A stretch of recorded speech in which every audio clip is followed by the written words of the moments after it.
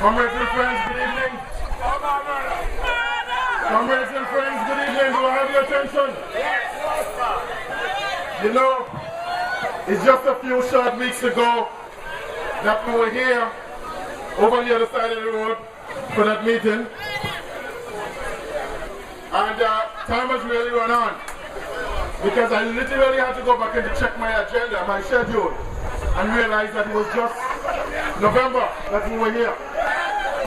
And if any of you are here tonight who was at that November meeting, you'd recall I counted the days, about 850 days, to the next general election. And I said to keep the countdown going, because it's just a matter of days.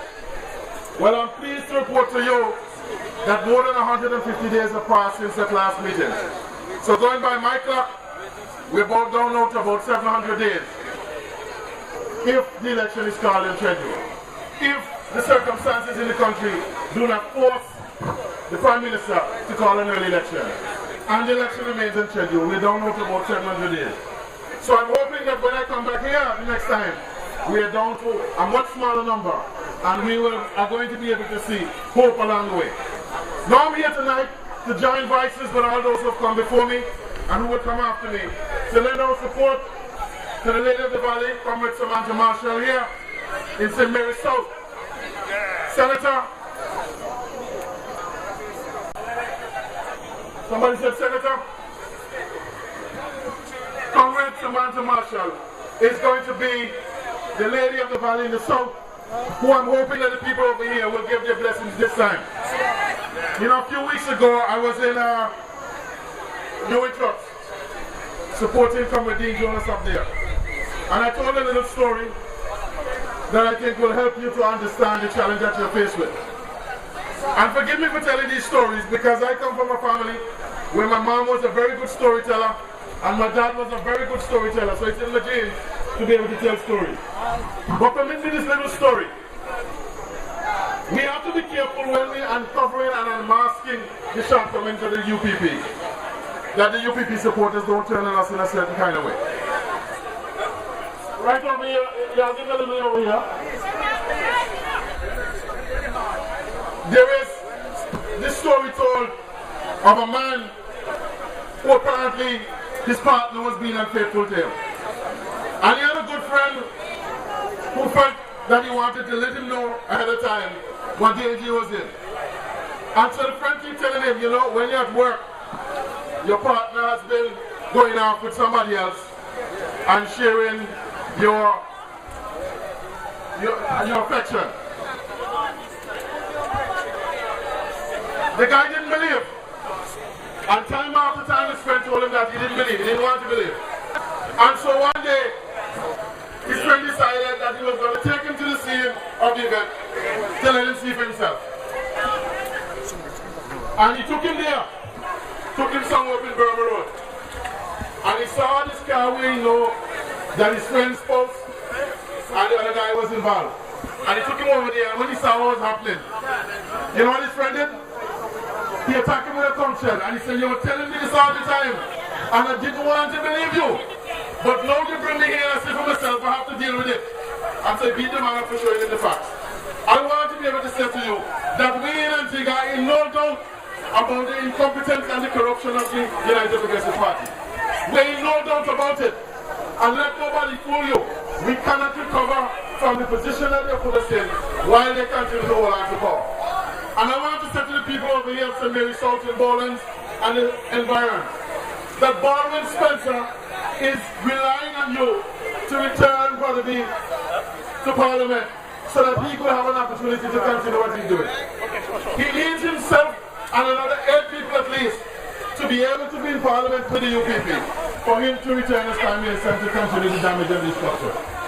So are you going to empower Baldwin Spencer by giving Brother Dean another chance?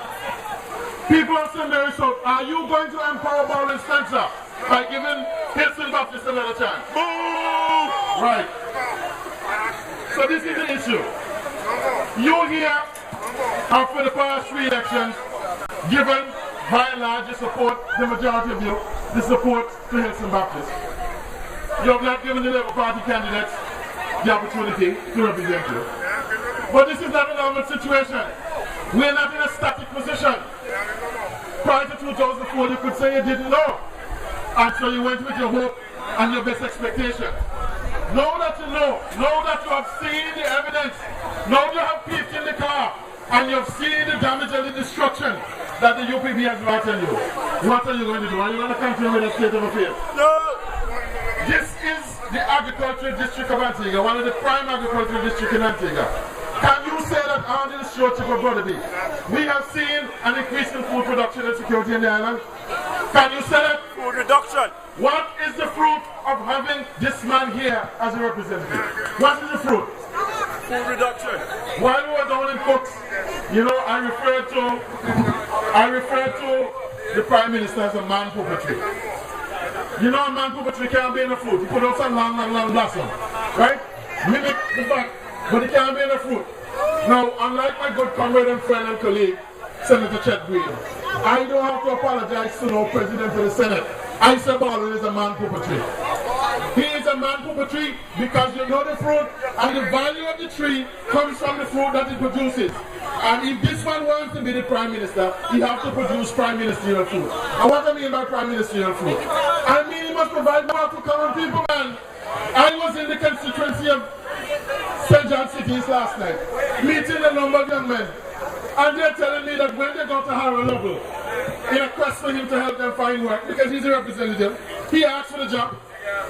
He's telling trained people who are trained in carpentry, trained craftsmen, he's telling them to go sweep gutter. No, there's nothing wrong if with a job, with any job that you do to the best of your ability.